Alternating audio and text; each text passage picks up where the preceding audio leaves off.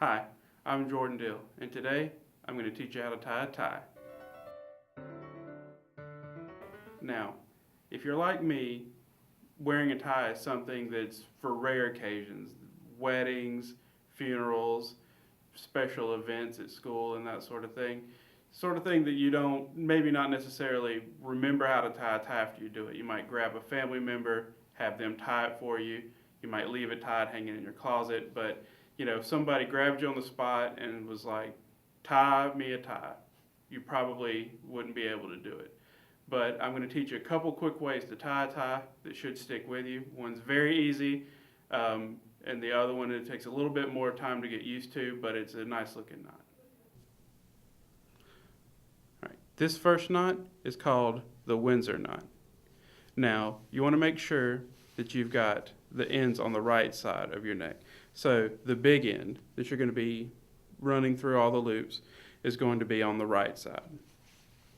And you want to have it pretty uneven. It depends on the size of your neck. You'll have to figure that out for yourself. But as a rule of thumb, here on the most ties, there's a stitch line on this side, and you want to line up with that stitch line.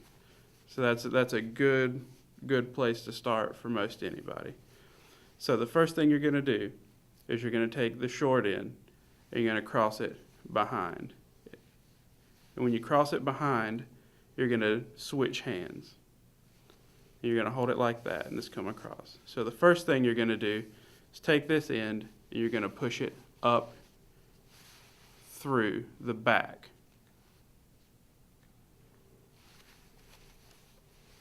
Just like that. You're going to pull it through and then pull it like that. Now the next step is you're going to take this and you're going to pull it behind. So you're going to pull it behind there and then you're going to come through the top. So you're going to take it, it's behind what you've done right now, and you're going to go up and through the top and then pull it through. So now what you have here is the inside of your knot. This is what we're going to wrap the rest of the tie around, but this is the main part of your knot. So you pull it tight, kind of shape it, get it the way you want it to look. If you can kind of see, it's kind of symmetrical, kind of like a triangle. So the next thing we're going to do is we're going to wrap it around, and we're going to come behind and through the top one more time. So just like this. We're going to pull it through. All right. So if you've done it right so far, it should look like this. Now, on the inside here, this last step, you just make a hole for yourself right here on the bottom. Your tie, the top part right here, is going to go down through this hole. So you're going to pull it all the way through. And just before you pull it tight, just make sure you've got it the size you want it. Make sure everything looks good. And then just pull it tight. Try to work a little dimple in there. That's what looks good. Okay, and then once you got it tied, you just grab the tail, you hold the knot, and you pull down. And you just get it sized up to where it needs to be. Then you just fold down your collar, and you're good to go. Looks pretty good.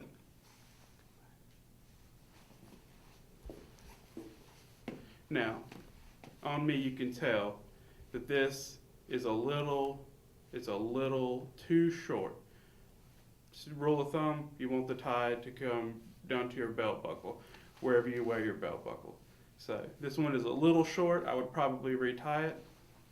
The way that you fix that is that on that very first step, when you're measuring the length, just leave less on the short end. Just take as much off the short end as you need to make it as long or as short as you need to.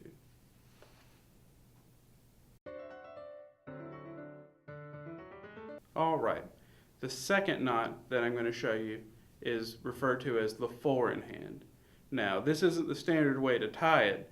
I like to think this is the lazy way, but works just as well, and it's very fast. So if you're in a pinch, you're in a hurry trying to get to where you're going, this is a good way to do it.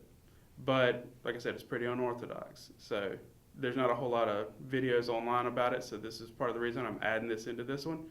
But the reason this one's different is because in the last knot, we did everything on the neck. We put it around and then we tied it. Well, this one, you do most of it on your hand, and then the last thing you do is put it around your neck. So this is called the four in hand, also called the schoolboy knot, but we're going to start out, we're going to have it folded over our hand like this. Big end is longer, then you got the shorter end over the front, so it's on the front. Now if you'll notice here on the back of the tie, there is a little stitch. That usually in tie shows the designer of the tie, but what you use that for is to tuck the tail in the back of the tie. It fits right down in there. But in this instance, it's going to be used as a guide for where to line the tie. Now, just like with the last one, there's a good spot to start for just about anybody, and that's this line right here. So you take the short end and you put it right there on the line, right there. The next thing you're going to do is you're going to reach behind the front piece, grab the back piece, pull it out, and over. So that's going to be overlapped over, but still dangling behind now. So that's step 2. Now the next step is a little trickier, so you might have to watch this one a few times to really get it down. But what you're going to do is you're going to take the part on the back and you're going to roll your wrist around and make a loop. And then you're going to slide that loop onto your hand. So now you've got the zigzag, then the loop, and you've still got this part hanging down. Now, this part is going to go around the back of your neck. And you're going to take the tail and you're going to fit it through the loops that you just made on your hand. And then you're going to pull it through. And there you go. You just size it right up. Fold down your collar. Now, this is a different kind of knot because it's asymmetrical. The first knot was symmetrical, so it's even, had the same shape on both sides. A little bit neater looking maybe for a different occasion. But for an everyday knot, this one is very, very common. Very common and considered fairly stylish. But this one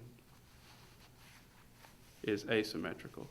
But you'll see that I lined it up with the stitch line where the designer's name is, and it came right to the perfect spot. The point touches the top of my belt buckle. It's perfect. So I'm going to do it one more time, but I'm going to do it as quick as I can do it to show you just how quickly this knot can be tied.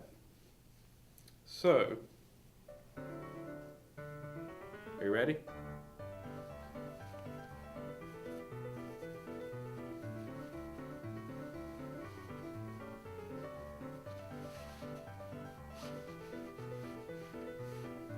Done. It's a really good knot to use if you're in a hurry, but it also looks really good. No, it's not sloppy at all.